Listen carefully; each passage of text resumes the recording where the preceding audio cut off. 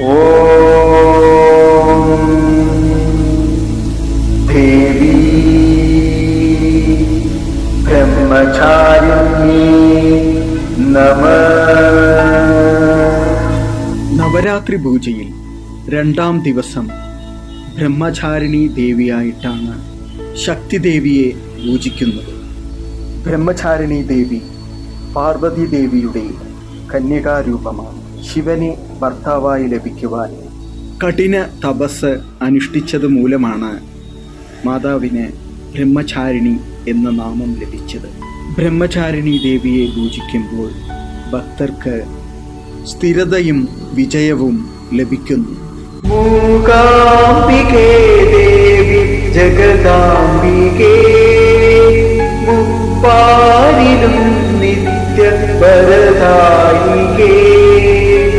മൂകാംബികേ ദേവി ജഗദാംബികേ മുപ്പാരിലും നിത്യവരദായികേ.